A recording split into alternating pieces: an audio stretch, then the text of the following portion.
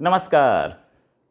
मैं आपको जो किस्सा सुनाने वाला हूं इसको बड़े ध्यान से सुनिएगा और इन द एंड आप ये बोलेंगे कि ऐसा सिर्फ पाकिस्तान में हो सकता है। इनफैक्ट इस किस्से में ट्रेजेडी तो है, उससे ज़्यादा कॉमेडी है। और ऐसा सिर्फ उस कंट्री में हो सकता है जिसका मिनिस्टर शेख राशिद जैसा आदमी हो। अभी तहरीक लब्बीक का प्रोटेस्ट चल रहा है। तहरीक लब्बीक के लोग आए हुए हैं, वो डिमांड कर रहे हैं कि फ़्रांस के एम्बेसडर को वापस भेजो। डिमांड बहुत स्ट्रॉन्ग है, पाकिस्तानी गवर्नमेंट अड़ी हुई है कि नहीं होगा, और वो प्रोटेस्ट कर रहे हैं। इस्लामाबाद तक जा रहे थे, बीच में उनको रोक दिया था, संडे को रुक गए थे वो, क्योंकि शेख राशिद से बात हुई थी। शेख राशिद ने आश्वासन दिया कि भाई हम तुम्हारी सारी डिमांड मान लेंगे, लेकिन मानी नहीं गई और वो कल तक का दिन था और कल के बाद वो फिर चल पड़े। इस चलने में जो रोका गया उन्हें, उसमें कुछ लोग बंदूक वगैरह भी लाए थे। उन्होंने 4 पुलिस वालों को गोली मार दी, 4 पुलिस वाले मर गए। 250 से ज़्यादा टीएलपी के लोग भी घायल हुए प्रोटेस्ट में।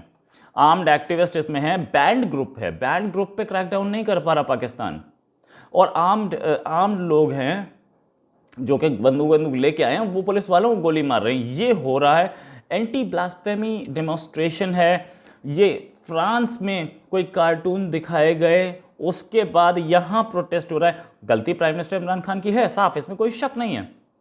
लेकिन क्या गलती है? प्राइम मिनिस्टर ने अपनी पॉपुलैरिटी लेने के लिए दुनिया के सामने, मतलब अपने मुसलमान को, अपने कंट्री के मुसलमानों का वोट बटोरने के लिए, और दुनिया के सामने ये दिखाने के लिए कि मैं मुसलमानों का सबसे बड़ा रहनुमा हूं, ये बोल दिया हम फ्रांस के एम्बेसडर को बाहर निकाल देंगे। अब ये डिमांड उन्होंने पकड़ ली, टीएलपी वालों ने, और इसी डिमांड के लिए वो लड़ रहे हैं कि बाहर निकालो। लेकिन प्राइम मिनिस्टर को अब समझ में आ गया कि निकालना मुश्किल। अब प्राइम मिनिस्टर जिसने ये स्टार्टिंग में डिमांड की थी वही रो रहे हैं कि नहीं कर सकते इस काम को, और टीएलपी ने पकड़ ली। खैर एनीवेज, ये सारी कहानियां अलग। फ्रांस की जो एम्बेसी है उसने वार्निंग दे दी अपने सारे नेशनल्स को कि आप कंट्री छोड़ के चले जाएं। प्राइम मिनिस्टर भी अकड़ गए। प्राइम मिनिस्टर ने बोला कि किसी ने लॉ को अपने हाथ में लिया तो हम उसके खिलाफ सख्त कार्रवाई करेंगे। ऑर्डर्स दे दिए कि ये मार्च आगे नहीं जाना चाहिए और इन लोगों को जेलम से आगे नहीं निकलने देंगे। लेकिन ये पूरा की पूरा जो किस्सा है कि फ्रांस के एम्बेसडर को बाहर निकालो और पाकिस्तान की गवर्नमेंट बोल रही है नहीं निकालेंगे, इसकी असलियत क्या है? इसकी असलियत यह है, इस एक डिमांड पे अभी 4 लोग, कल 4 लोग मारे गए। उससे पहले जब ये प्रोटेस्ट शुरू हुआ फ्राइडे सैटरडे संडे, तो उसमें 10 लोग मारे गए थे। और इस साल के स्टार्टिंग में जब ये प्रोटेस्ट, इसी बात पे प्रोटेस्ट हुआ था, 70 के आसपास लोग मारे गए थे। कुल मिला के 80 से ज़्यादा लोग मारे जा चुके हैं। लेकिन किस लिए ये ड्रामा हुआ? ये पता है इसकी असलियत ये है कि पाकिस्तान में फ्रांस का कोई एम्बेसडर ही नहीं है। पाकिस्तान में फ्रांस का एम्बेसडर हो तो उसे निकाला जाए, कोई एम्बेसडर ही नहीं है, निकालेंगे कैसे? पाकिस्तान में जो फ्रांस का एम्बेसडर था उसकी उन लोगों ने ट्रांसफर कर दी बहुत पहले। वो काहिरा में जाके एम्बेसडर बन चुका है। कोई एम्बेसडर की पोस्ट खाली पड़ी है, निकालेंगे किसे?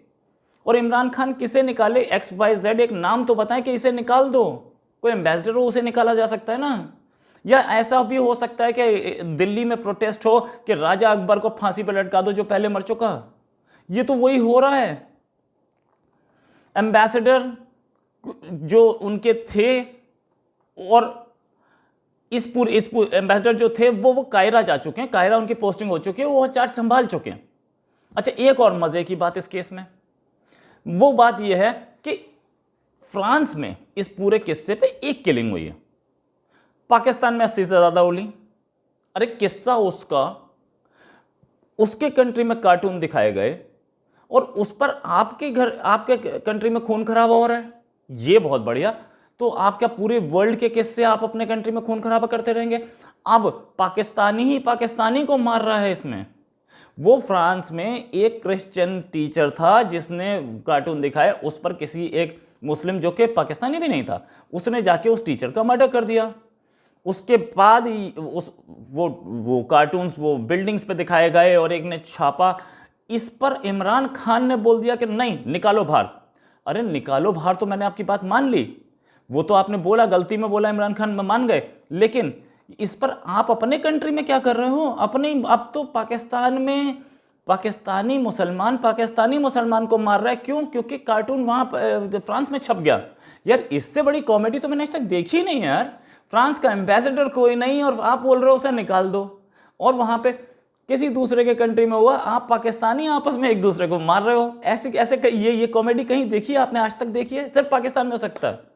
और प्राइम मिनिस्टर भी इस चीज को डिफेंड कर रहा है कि हम एम्बेसडर को नहीं निकालेंगे। अबे होगा कोई तो निकालोगे, तुम तो निकाल ही नहीं सकते, किसी को है ही कोई नहीं एम्बेसडर, तो निकाल कैसे दोगे? अब जहां तक बात, बहुत स्ट्रॉन्ग वर्ड्स निकाले गए। प्राइम मिनिस्टर ने बोला डेल्ट विद सीरियसली, और हम इनको घुसने नहीं देंगे इस्लामाबाद में। अरे वो मैंने मान लिया, फ्रांस का एम्बेसडर कौन है इसका नाम तो बता दो, जिसको निकालने की वो डिमांड कर रहा हो और तुम मना कर रहे हो नहीं निकालोगे। वाह। चलो एक बार शेख राशिद ने बोला कि सारी ये जो आउटलेट है, ये जो बैंड है टीएलपी, इसके डायरेक्शन दी कि इसके सारे ट्विटर अकाउंट्स बंद कर दो। बैंड आउटलेट के ट्विटर अकाउंट्स बंद कर दो मतलब अब तक चल रहे थे? आपके यहाँ बैंड आउटफिट के ट्विटर अकाउंट्स भी चलते हैं? मतलब आपके यहाँ जैसे जो दूसरे वो लश्कर और जैश चलते हैं, वैसे ही आपको ये भी लग रहा था? आपको लग रहा था ये हमारे खिलाफ कुछ नहीं करेगा? अब तक ट्विटर अकाउंट्स और फेसबुक अकाउंट्स चल रहे थे इनके।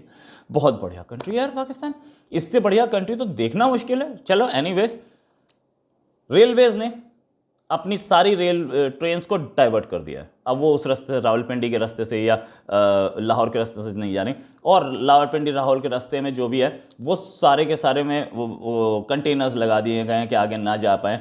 इनफैक्ट ये जो कंटेनर्स हैं इस पर भी चढ़ने की कोशिश की जा रही है, इनको कूदने की कोशिश की जा रही है। खैर एनीवेज, हैवी डिप्लॉयमेंट है ये फैज़ाबाद वाली रोड पे, और दूसरा जो रोड इस्लामाबाद तक जा रही है उस पर हैवी पुलिस डिप्लॉयमेंट है। सारी पुलिस को बोल दिया गया कि इनको आगे मत बढ़ने देना, लेकिन कोई उस मर्म को नहीं छूना चाहता, कोई उस बात को नहीं करना चाहता कि भाई ये बताओ एम्बेसडर है नहीं तो निकालूं किसे। और दूसरी चीज़, चलो ये भी एक डिमांड है कि फ्रांस की एम्बेसी बंद कर दो। अरे फ्रांस की एम्बेसी कैसे बंद हो जाएगी? वो टीएलपी का जो लीडर है वो उससे ये पूछा जाए ना कि फ्रांस की एम्बेसी बंद कैसे हो जाएगी। एक डिमांड, ये बहुत सारी डिमांड्स हैं इनफैक्ट उनकी, लेकिन फ्रांस को एम्बेसडर को निकालो, सबसे बड़ी डिमांड ये थी, जो एम्बेसडर है ही नहीं। और दूसरी चीज़, आपने बोला कि एम्बेसी बंद कर दो। एम्बेसी बंद हो सकती है क्या? मतलब कोई आपके टीएलपी वालों को नहीं समझ में आ रहा होगा, ठीक है। ये क्यों नहीं समझ में आ रहा है?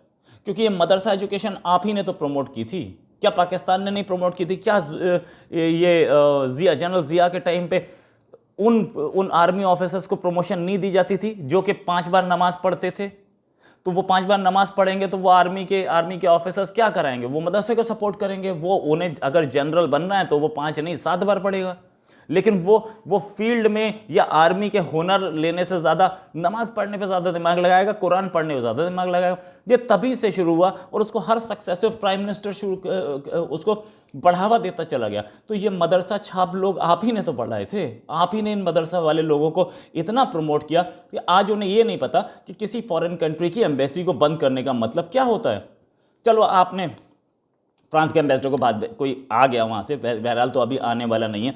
जो आपने हालत बना रखी है वो अपने ही लोग जो अपने सिटीजन्स रह रहे हैं पाकिस्तान में उनको वापस बुला रहे हैं। तो अभी एम्बेसडर कैसे डिप्लॉय करेंगे? मैं बोल देता हूँ, चल डिप्लॉय कर दिया, आपने उसे निकाल दिया।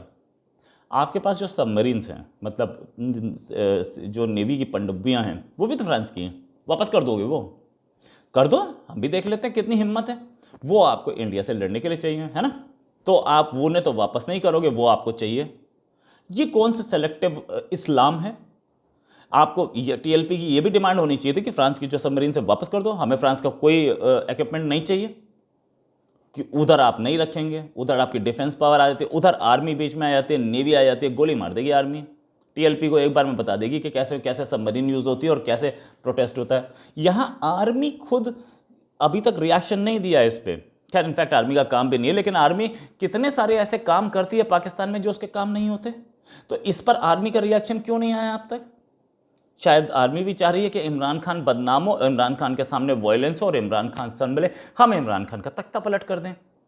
ऐसा ही समझदार लोग और जो लोग इस क्राइसिस को जानते हैं वो ये बोल रहे हैं कि आर्मी चाह रही है कि इमरान को बदनाम किया जाए। अभी एक वीडियो भी, एक ऑडियो टेप भी रिलीज हुआ है जिसमें इमरान खान के बड़े खास आदमी ये बोल रहे हैं कि बुरुशा बेगम ने दो क्या बोलते हैं उसे, दो जिन पकड़े हुए हैं और उनसे काम कराती है। मतलब जिन और सूर्य ग्रहण और चंद्र ग्रहण, ये सारी चीज़ें निकाल के उनके ऊपर तांत्रिक का इल्ज़ाम लगाओ और लोगों को भड़काओ ताकि वो इमरान खान के खिलाफ रिवोल्ट करें, ताकि तुम इमरान खान को हटा दो। ये बात तो मैंने स्टार्टिंग में ही बोल दी थी कि ये लोग आर्मी इमरान खान को या बाजवा जी कभी भी इमरान खान को भूलेंगे नहीं, पूरी फिराक में रहेंगे कि इसको कैसे मुझे हटाना है, और इमरान खान भी नहीं भूलेंगे। तो ये बदनाम करके हटाने के तरीका आ रहा है, और बदनाम करके हटाओगे तो इस कंगाल कंट्री को लेगा कौन? एक ऑल्टरनेटिव भी तो नहीं है। तो हो सकता है बाजवा खुद ये सोच रहा है मैं बन जाऊंगा, ठीक है जो भी है। इतना तो प्राइम मिनिस्टर जोकी गए कि उन्होंने सीधे उस ऑर्डर पे साइन कर दिया जो ऑर्डर लिखा था बाजवा साहब ने, तो इतना तो झोंकी गए, लेकिन फिर भी कहीं ना कहीं है। और इस टीएलपी के पीछे सीधे सीधे आर्मी का हाथ दिख रहा है, बाजवा साहब का हाथ दिख रहा है। हालांकि बाजवा साहब और आर्मी मना भी करेगी, लेकिन आर्मी पहले भी तो प्रोटेस्ट हुए हैं, पहले जो प्रोटेस्ट हुए थे इस्लामाबाद तक पहुंच गए थे यही इमरान खान लेके। उस समय तो DGISPR का ट्वीट आ गया था कि इस्लामाबाद में जितनी भी बिल्डिंग्स हैं सारी की सारी गवर्नमेंट की बिल्डिंग्स हैं, उनको नुकसान एंटी नेशनल माना जाएगा। यह आसिफ गफूर का ट्वीट था, मुझे अच्छी तरह से याद आ रहा है। तो इस बार क्यों नहीं आ रहा? इस बार DGISI ने क्या चूड़ी पहन रखी हैं? तो यही कहानी है, कहीं ना कहीं सपोर्ट दिख रहा है, कहीं ना कहीं सब चाह रहे हैं कि इमरान खान बदनाम हो और इमरान खान के ऊपर बदनामी का कलंक लगा के तो फार कर दो। इसी के साथ एक और खबर के साथ फिर हाजिर होंगे। नमस्कार, जय हिंद।